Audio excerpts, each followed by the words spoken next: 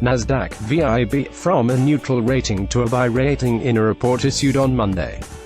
The share price volatility of the stock remained at 7.11% for the month, and by reducing the time frame to just a week, the volatility stood at 3.9%. VIAB has been the subject of a number of other research reports.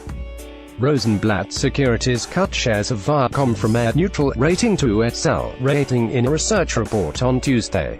Sanford C. Bernstein restated an underperform rating and set a $31 target price on shares of Viacom in a research report on Thursday, November 10. BMO Capital Markets maintained its withhold rating and $27 target in Wednesday, November 22 report.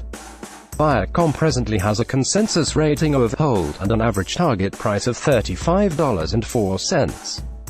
NASDAQ, VIAB, on Monday, January 30 with overweight rating. About 6.69 million shares traded, a 13.89% up from the average. The 52-week high and low are noted here. Viacom, Inc. NASDAQ, VIAB, has a beta of 1.54, compared to a beta of 1 for the market, which implies that the stock's price movements are more extreme than the market as a whole. The stock price of OPK is moving down from its 20 days moving average with -7.43% and isolated negatively from 50 days moving average with -11.04%. The company reported 77 cents earnings per share (EPS) for the quarter, missing the Zacks consensus estimate of 86 cents by 9 cents.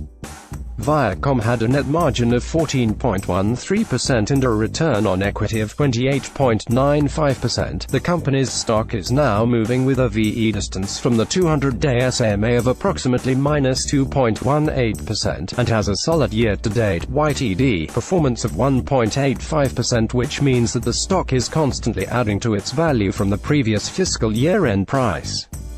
The firm's revenue was up 2.9% compared to the same quarter past year. During the same period last year, the business earned $1.54 EPS. Research analysts expect that Viacom will post 3.76 EPS for the current year. The company also recently announced a quarterly dividend, which was paid on Tuesday, January 2. That activity is comparable to the recent volume average trend of almost 0.31 million shares which they recorded over a period of 3 months. This represents a 80 cents annualized dividend and a yield of 2.55%. The ex-dividend date was Tuesday, December 13. Viacom's dividend payout ratio (DPR) is 17.17%. Analysts await Viacom, Inc.